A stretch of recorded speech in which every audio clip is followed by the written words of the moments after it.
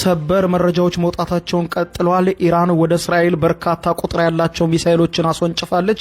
ከእስራኤልም በተጨማሪ ወደ የመን፣ ኩዌት፣ የተባበሩት አረብ ኤምሬትስ፣ ኳታር፣ ባህሬንን ጨምሮ ወደ መካከለኛው ምስራቅ የአሜሪካ የጦር ሰፈሮች ተኩሳል። የባህረ ሰላጤው ሀገራትም የኢራን ሚሳኤሎች ለማክሸፍ እየሰሩ ቢሆንም በርከት ያሉ ሚሳኤሎች ግን ከአየር መከላከያ እየጣሱ እየወደቁ ጉዳት እያደረሱ እንደሆነ ተዘግቧል።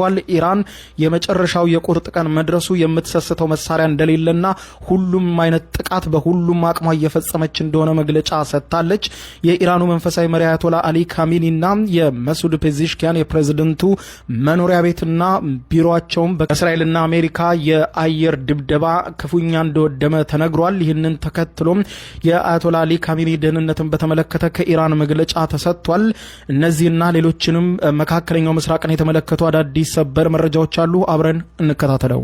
የመካከለኛው ምስራቅ ትርምስ አሁንም ወደ ለየለት አቅጣጫ እያመራ ነው። ኢራን የተሰነዘረባትን ጥቃት ተከትሎ የአጸፋ ጥቃት ሁሉንም ኃይሏን ተጠቅማ እየሰጠች መሆኑን የገለጸች ሲሆን በመካከለኛው ምስራቅ በሚገኙ ሁሉም የአሜሪካ አባሪ ኃይሎች ላይ ከፍተኛ ጥቃት መክፈቷን ኢራን አስታውቃለች። ኢራን ወደ እስራኤል በርካታ ቁጥር ያላቸው ሚሳኤሎችን የተኮሰች ሲሆን ቴልአቪቭና ሃይፋን ጨምሮ በሌሎችም የእስራኤል ከተሞች ላይ ኢራን የተተኮሱ ሚሳኤሎችን ለማክሸፍ የእስራኤል የአየር መከላከያ ስርዓት እየሰራ እንደሆነ እየተገለጸ ቢገኝም በአንዳንድ ከተሞች ላይ ግን ሚሳኤሎቹን ከአየር መከላከያ አልፈው መውደቃቸው ተዘግቧል።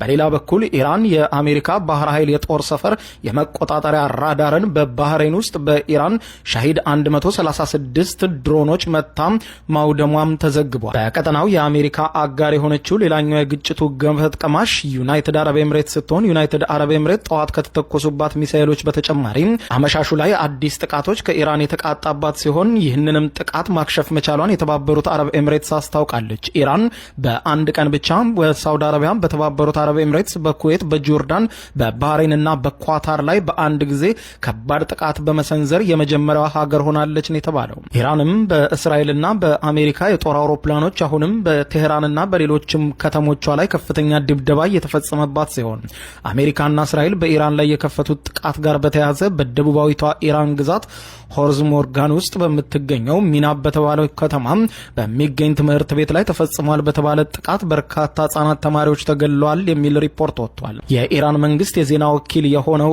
ኢርና እንደዘገበው ከሆነ ሴት ተማሪዎች የሚማሩበት የመጀመሪያ ደረጃ ትምህርት ቤት ላይ ደርሷል በተባለ ጥቃት የተገደሉ ተማሪዎች ቁጥር ከ40 በላይ ሆኗል ተብሏል።